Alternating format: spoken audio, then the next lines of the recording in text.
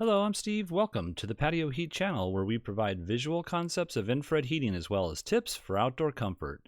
Send your request into designs@patioheat.com for your personalized recommendations. Our one-on-one customer support helps you make the best decisions for your applications. We strive to earn your business. Visit our patioheat.com website for sales and more information. Now let's get heating. All right, so here we have this covered patio deck area for a resident. And this particular client is in the Puget Sound area of Washington. And I believe this section of the patio is actually facing north. So there's a lot of wind that comes through here during different times of the year. And that is one of the concerns that this particular client does have. Let's go ahead and look at what we have as far as dimensions are concerned. So dimensions, I have the bottom edge of this beam here, I have at 8 feet off the finished floor. And then the top apex up here, I have at 12 feet to 9 inches, 9.5 inches. Just so you can see, I do have, I was given a slope here of the ceiling of 1 to 8 inches, so 1 foot, 8 inches. And I've kind of focused more on that than I did this true height here. Overall distance I have at 12 feet from outside edge of post to 16 foot 2 to the structure over here to the outer edge of the post itself. I think that's pretty much about it. There's basically a seating area over here. I'm not quite sure how it exactly is set up. It could be this direction, it could be 90 degrees from this. We do have a door here. I believe the door swings into the resident itself, so that should not be an issue. I wasn't quite sure if this was a window or maybe a structure frame for installing a TV, something of that nature, but I just made it a window for right now. And then we do have skylights on the top up here. The skylights, I have them positioned more to the right here, so I'm not quite sure if I have them in the right location, but I think I have them just a few. Let's go ahead and just measure this real quick. Starting point of that to the edge of the structure itself is at 2 feet, and then I have the overall distance at 8 feet. And if we were looking at it from the midpoint here straight up at 4.5 feet basically to the outer edge over here. That's on a straight view or a straight dimension. I think that's about it. So let's go ahead and look at what we can do.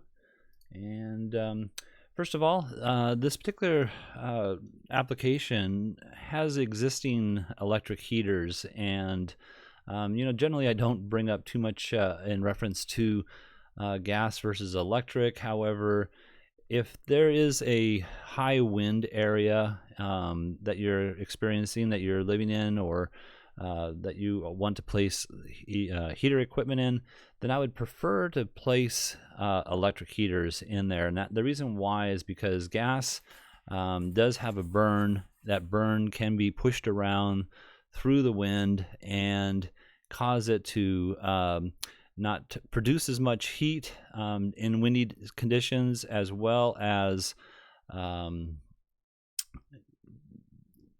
the flame just blows around. So there is a minimum, or a maximum I should say, amount of wind that the manufacturer does recommend that you use that heater, and I think it's like 12 miles an hour wind. You should turn the heaters off, is I think what I believe they say.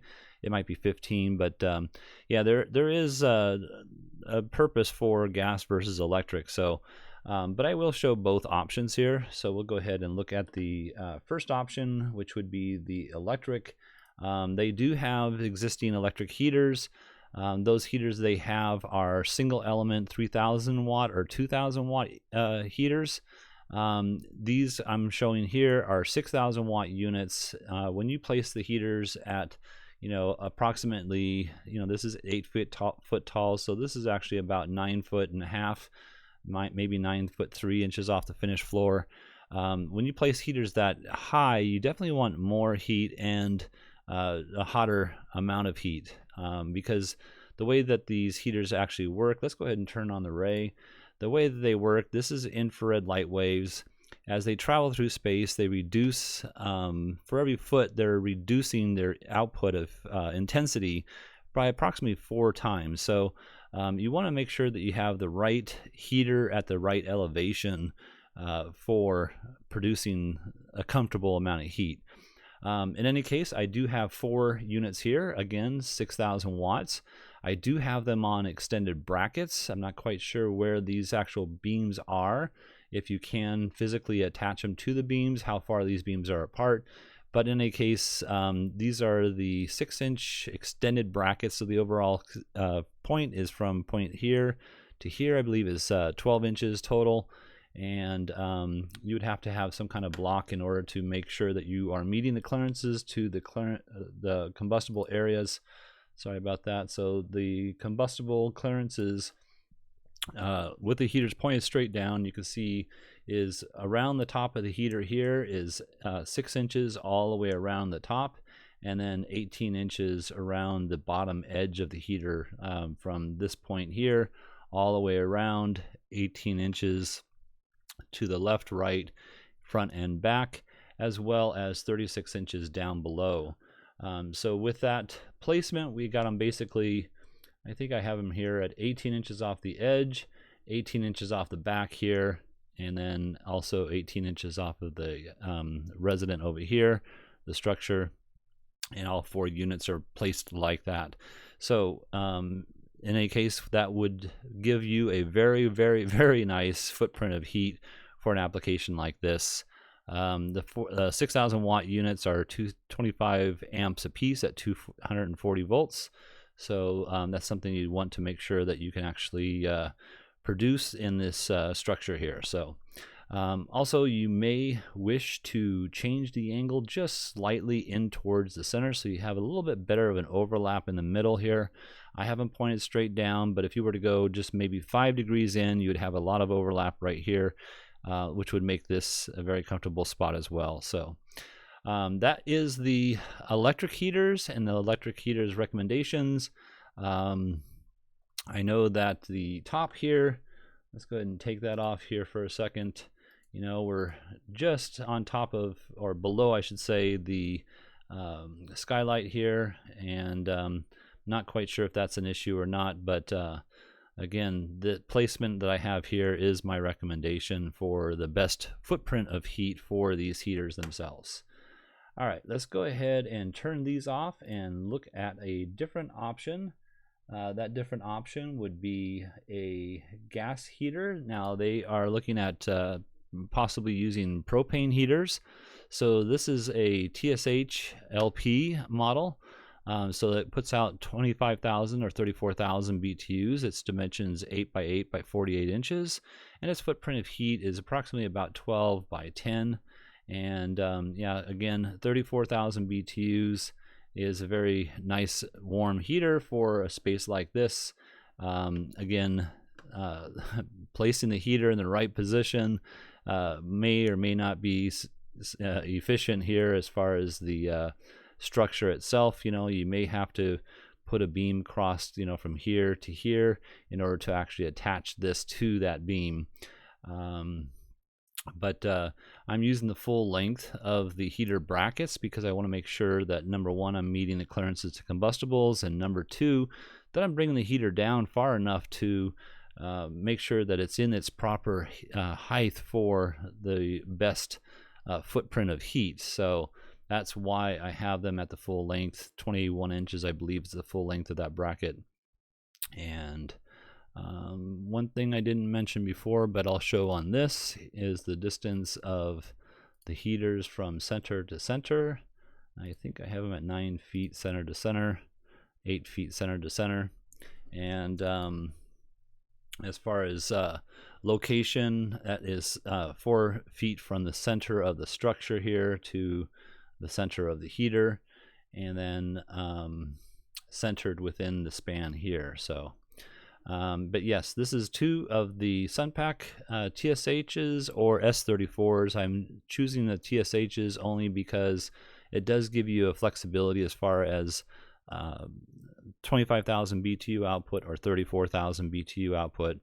The TSH stands for the hard wires, so you would have 3 wires running to each heater from a 24 volt transformer to a switch to the heater. 3 wires would allow for that on and high low setting. So let's see if there's anything else. The last thing I should just again mention is, these are ceramic burners, gas burners, where you have a wicking flame that comes out of thousands of little holes throughout this whole entire burner system. When it's windy, those flames start to blow around.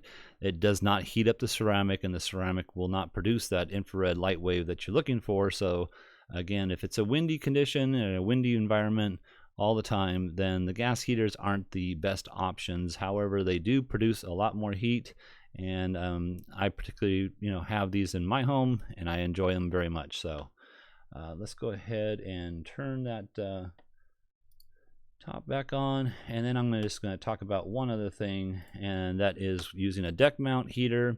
Now the deck mount heater, I'm going to go ahead and turn some of the ground area off and hide some of this portion here. So you have a deck here, and the deck mount itself would attach to the beam. I have it unattached just so you can see this, but you would attach this to the beam itself. The post here would slide in and out. You would develop a kind of a keyhole, 3-inch keyhole type of opening right here for the post to slide in and out of. And there is a, whoops, sorry about that. There, the post slides off and on. You can lock that post in with the bolt that comes through here, and then this again ties to the floor joist or something of that nature. There's a stopping point here, and then there's of course a quick connect gas line here. So one of the floor boards would have to be something that you could remove and replace with a full covered one when it's not being used, and then place the other one in there with a hole in it, with a keyhole in it, so that you could access the gas line here properly. So, but again, that gas line would be run to the house here, to your, oops, sorry about this, to your, wherever your main tank is. I just have it attached to the house right here, but that would be the same thing that you need to do up here as well. So if you're using propane units, these are 40, I think it's 48,000 BTUs, and you can see the footprint of heat is very nice for a space something like this. So all right, well, I hope this has helped. If you're looking for some assistance with your outdoor heating application and you would like us to review your plans, send your information into designs@patioheat.com. I'm Steve. Please tap that like button if you find this video useful. We don't advertise, we don't monetize. YouTube does not promote our channel in any way unless we receive a thumbs up from our viewers. We truly appreciate that. Thank you so much. Have an excellent day.